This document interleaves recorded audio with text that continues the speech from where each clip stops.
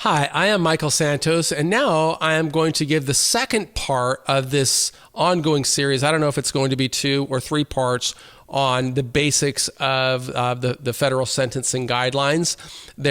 If you're listening to this on YouTube or on a podcast, I would encourage you to visit us at prisonprofessors.com, where you could look and see right on the home page there is a section there where you can click.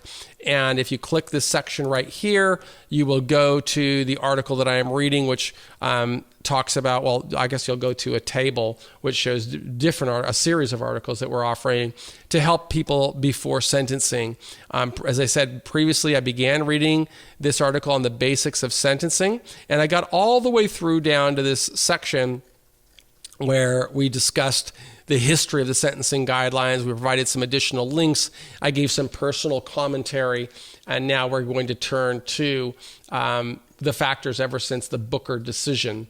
So let me go ahead and turn to that right now, and I'm going to continue reading, and as I often do, I will also be providing commentary with hopes of helping more people who don't have the resources to hire counsel or don't have the resources to work with mitigation experts. They still need information to learn how to advocate for themselves and position themselves for success. So here we go with you as continuing on this article. This again is article number 2, and on our website you could link to article number 1. So U.S. versus Booker. 18 years after Congress enacted the federal sentencing guidelines, the Supreme Court ruled that mandatory sentencing guidelines were unconstitutional. According to the Booker Court, sentencing judges use facts not presented as evidence to the jury to impose maximum prison sentences. As a result, the legal standard applied to the facts that was not the same as the facts that juries considered, which is beyond a reasonable doubt. Again, a little side note commentary. Inside the article itself, we provide some footnotes that will take you to additional resources. And for those who are new to the system and don't understand the system, there's a difference with regard to the standard of proof, where we just spoke about beyond a reasonable doubt. There's also a different standard, which is lower, and that is a preponderance of the evidence, more likely than not. So if you've been charged with a crime, if you're facing sentencing, you've got to be thinking about these different standards, because the system is designed to receive, and the more you understand how prosecutors will work to frame an argument to extract the longest possible sentence for a given offense, you've got to be thinking, what can I do to demonstrate why I'm a worthy candidate for mercy or for leniency? And that would include some basic understanding on the different standards of proof, including beyond a reasonable doubt versus preponderance of the evidence standard. And we offer some of that information in our various articles that you could just read, or you can Google it yourself. So as a result of the Booker case, the federal sentencing guidelines do not have the same authority that they had prior to Booker. Judges now have way more flexibility to evaluate cases and defendants on their own merits. This change brought enormous hope and led to further reforms. Now, another important outcome from Booker is the requirement that the sentencing judge imposes a sufficient but not greater than necessary sentence to meet the purposes of sentencing. Theoretically, sentencing judges should impose the lowest sentence possible that still meets the purpose of criminal sentencing. So that's the theory. Now, in our experience, a defendant has a lot of work to do.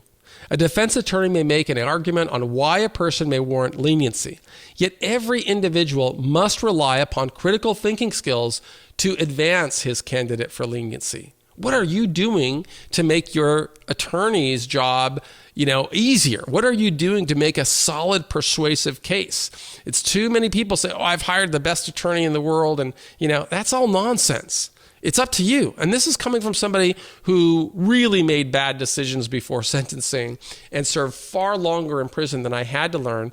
But it's not only about me, it's about the thousands of people I've interviewed during my 30-year plus journey of going through prison and emerging from prison and interviewing people and writing books and creating content that I hope will help other people get a better outcome.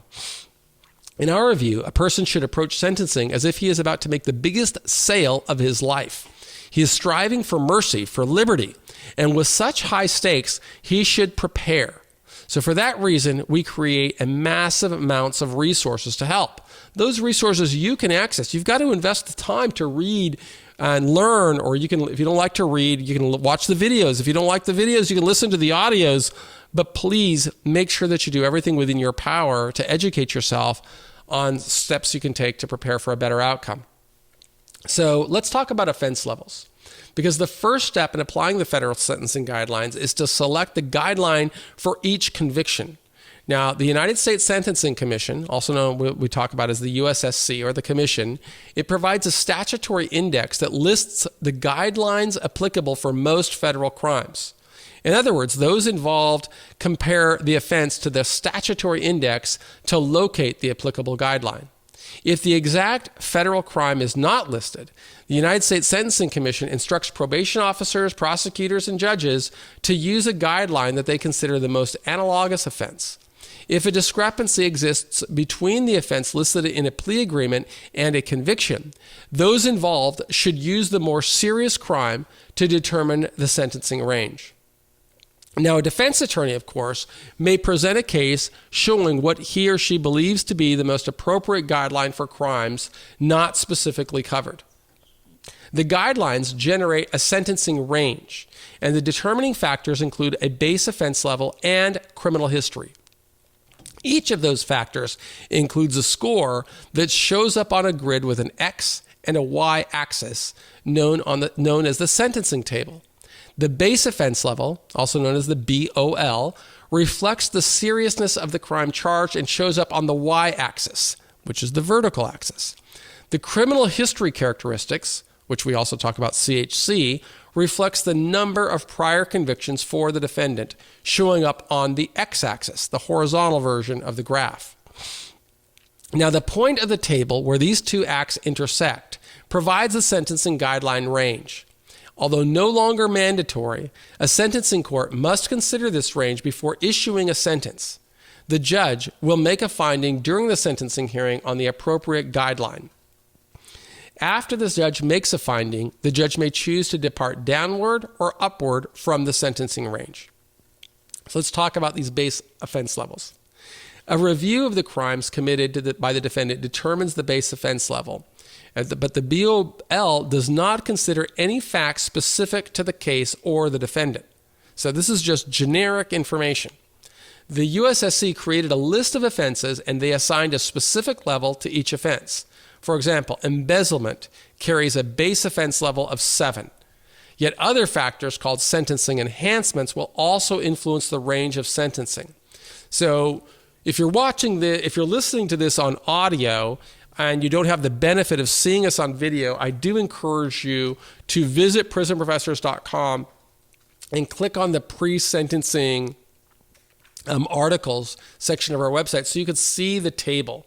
And if you were able to see the table, you'll see what I'm showing on screen right now to those who are watching this on YouTube or on our website. So the sentencing table, as you see, it's just a grid, right? With 1, 2, 3, 4, 5, 6, 7 columns.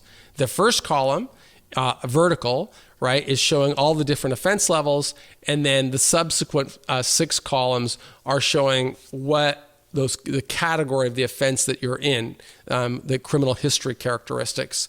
Then if you scroll down inside the horizontal version, you're going to see the sentencing ranges within each one of those criminal history characteristics columns. So there's different ranges, right? A base offense level on a category 24 crime is going to include, if you're category 1, is going to have a range of 51 to 63 months. But if you're in category 6, level 24 is going to have 100 to 125 months. So it's the same crime, but if the person has multiple convictions, that person could be sentenced in category 6, which is far more severe. So it's important to understand this and then figure out, how am I going to respond?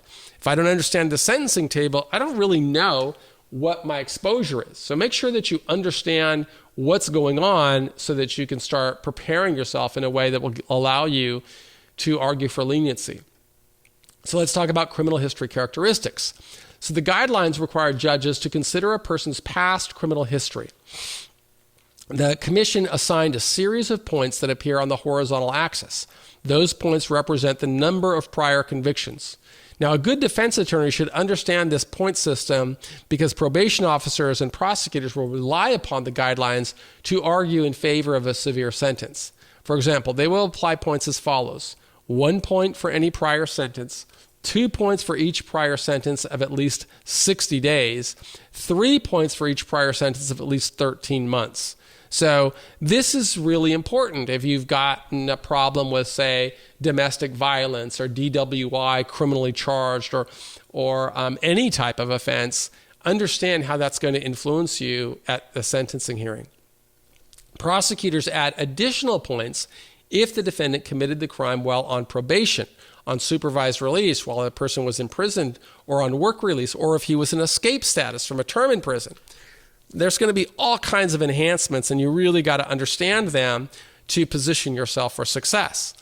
Prosecutors and probation officers will count all convictions of less than 13 months for 10 years after the conviction. But if the original sentence was longer than 13 months, prosecutors and probation officers will count the offense for 15 years.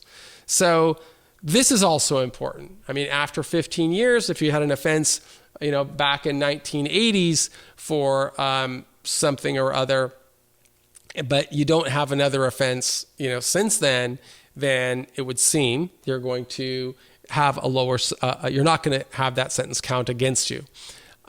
That's theoretically. In reality, I think you can anticipate that there will always be making cases.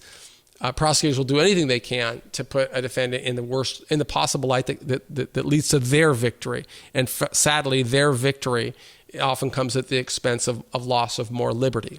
But the more you understand, the more you can create a response. So the CHC lies on the x-axis in the sentencing table and consists of 6 separate categories. Category 1 applies to people with no criminal history or 1 point. People who fall into Category 1 do not have much of prior criminal history, at least not within the last 15 years. And these people may have a lower guideline range compared to people who were convicted of the same crime but with previous convictions. If a person has an extensive criminal history, he will face a guideline range in Category 4 of the axis, or with much higher exposure to prison. 2, 3, 4, 5, or 6, they're all higher. So what about specific offense characteristics? Probation officers, prosecutors, and judges also consider specific offense characteristics, COCs. When evaluating where the conviction falls within the sentencing table, these additional aggravating factors typically consider the effects of a defendant's crime had on the victims.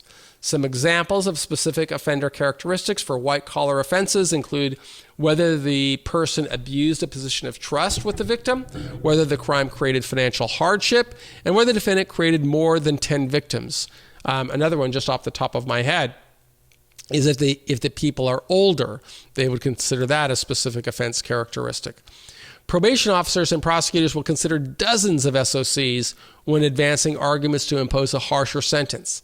So likewise, a person facing a sentencing hearing should build a strong case to show why he is worthy of mercy. Using the crime of embezzlement as an example, the BOL is 7. That's the base offense level. One potential SOC is the amount embezzled. The guidelines provided for a 14-level enhancement if the defendant stole $1 million. So the amount stolen will influence the BOL. And in this example, the defendant's offense level becomes 21 after applying the specific offense characteristic. So that brings a much higher sentencing range. So the sentencing range, this is that intersection between the CHC and the basic offense level. The sentencing guidelines provides a sentencing court a range in terms of months applicable to a criminal conviction. Several factors determine the range where the intersection of criminal history meets the base offense level. The process starts with a pre-sentence report prepared by the probation office. The prosecutors and defense attorneys discuss the PSR and may make adjustments. Finally, the PSR goes to the sentencing court for use in the sentencing hearing. A person facing a sentencing hearing should understand the process of preparation and how those preparations will influence the potential sentence. For example, Step 1. A defendant should invest time to learn about sentencing history and strategy to influence a judge's decision. Step 2. A defendant should document a strategy he or she will use to build a case for leniency. Step 3. A defendant should anticipate what the probation officer will say in the PSR and what the prosecutor will say at sentencing. Step 4. A defendant should work deliberately to make the best possible case for leniency. Step 5. Step 4. Wait a minute, did I mess that up? Let me try this again. Step 3, a defendant should anticipate what the probation officer will say in the PSR and what the prosecutor will say at sentencing. And step 4, a defendant should work deliberately to make the best possible case for leniency, and this cannot be boilerplate. It must be specific to the individual. Step 5, a person should understand what transpires at sentencing. Here they are. A judge is going to go over the discrepancies in the PSR. The prosecutor will argue why he believes the judge should castigate the offender. Then the defense attorney will make an opposing argument. A judge will make a finding on every discrepancy between the prosecutor and the defense attorney. And in most cases, we should expect that the judge is going to side with the prosecutor. Not all cases, but in most cases. After the judge makes a finding on the appropriate guideline range, the judge will listen to an argument by the prosecutor and on the government's recommendation. He may even ask the probation officer. Then the judge will ask the defense attorney to make an argument, and the defendant may also present his own argument. This is so important, and I just wanted to, let me see how much more, because I've already been speaking for 17 minutes. I may have to do a part 3 on this. I'm definitely going to have to do a part 3. It'll be a little shorter, and the reason I want to do a part 3 is because I want to spend a little time with you giving some commentary on what I just read. So, as you know, as I wrote in video number 1 of this lesson, the guidelines have changed so that they're no longer mandatory. Now they're just advisory. That means the judge is going to start with the guidelines as just that, just a guideline. But you, as an individual, have an opportunity to build a case. What makes you special? Why are you different? I mean, I have no doubt that your parents and your wife and your husband or whatever you have, or your children, all of them know that you shouldn't be going to prison for a long time, and that's not going to serve your interests. But those aren't the people we're trying to reach. What can you do to influence a judge, a prosecutor, and even potentially a probation officer, and maybe even your own lawyer? What can you do to persuade all of these people that you're a worthy candidate for leniency? You see, there are many different stages of mitigation. The first one is going to be long before you're even charged. Hopefully you're doing things in the community to show why you're a good citizen. If you do get, come under the purview of an investigation, well, you want to use a mitigation strategy with hopes of influencing the lowest possible charge. Right? It's better to have a lower charge than a higher charge, because then you've got just a lower starting point. If you're going to be charged, you want to influence now the whole sentencing process, and that starts by influencing the pre-sentence investigation report. Following the pre-sentence investigation report, you're going to want to influence the sentencing hearing itself and the judge. Then you're going to want to influence the prison officials who have authority on what programs you can participate in that may result in you getting out early or serving your sentence in a better environment. Then you want to kind of influence the probation officer you're going to meet on the other side of the journey, so you have the highest level of liberty. You want to have the ability to travel. You want to have the ability to start your own business. You want to have the ability to influence your future. But you also have to think about all the complexities and collateral consequences that follow a criminal conviction. And it's crucial that you have a good pathway of defining success, in setting your plan, putting priorities in place, developing your tools, tactics, and resources, and then executing your plan. The more you understand, the better you're going to be to put yourself in a position for a better outcome.